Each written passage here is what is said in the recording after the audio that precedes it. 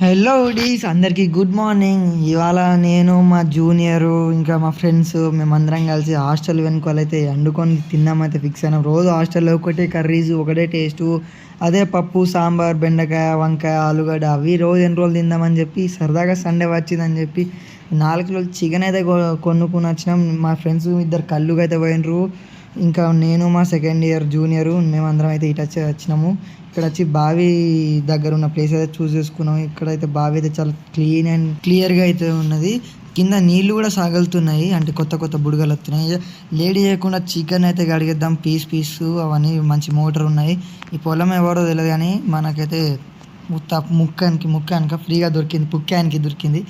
Chicken కడిగేసి కుండ పెట్టేసినాము. నేను మా ఇద్దరు జూనియర్లు ఇంకా మా ఫ్రెండ్ అక్షయ్ గారు, మీకు తెలిసి ఉండొచ్చు. లాస్ట్ టైము రామ్గాని బస్ ఎక్కడానికి వచ్చిన నేను అక్షయ్ గారు బిర్యానీ తిన్నాము.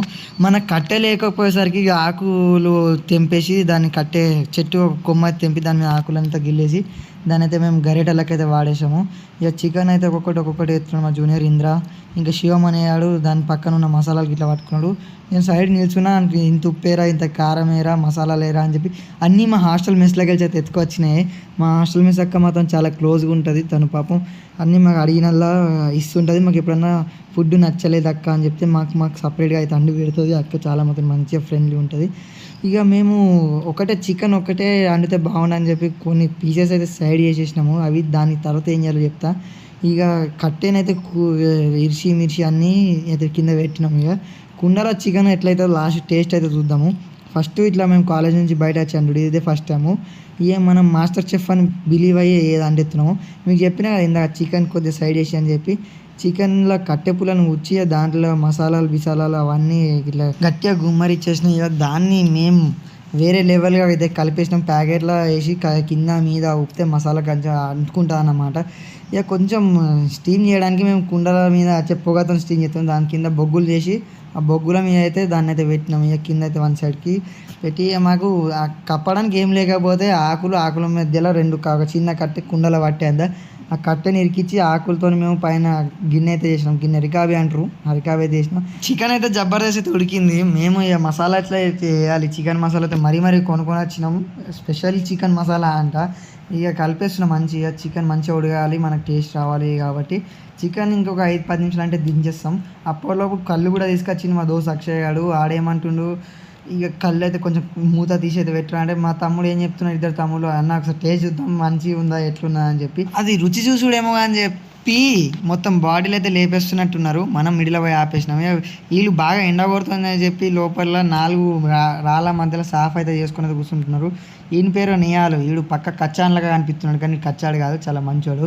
వాడు బాగా హెల్ప్ చేస్తుంటాడు మనకి. అక్కడ దూరంలో నేనే ఉన్నా, మా జూనియర్ రమేష్ గారు అయితే బాగా ప్రేమతో వీడియోలు తీస్తున్నాడు. ఈ ఆడ అండుకున్నాం, ఇంకో చాలా ఎండ కొడుతుంది అని చెప్పి సైడ్కి వచ్చి కూర్చున్నాము. ఇక సాప అయితే వాసేసాం. సాప కాదు దాన్ని ఏమంటారు, కింద తాడ్పత్రి అయితే పరిచినాము.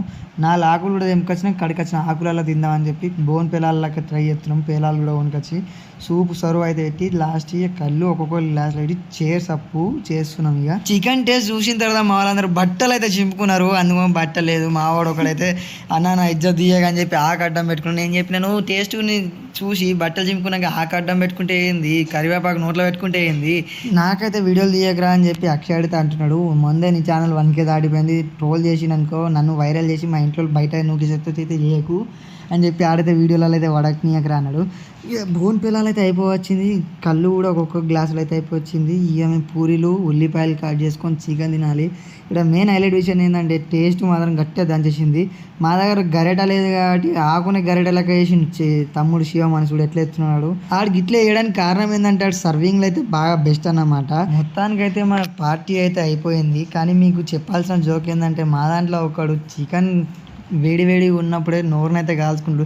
చికెన్ కాల్చుకున్నాడు ఏమో తెలియదు కానీ ఆ నోరైతే కాల్చుకున్నాడు బాగానే.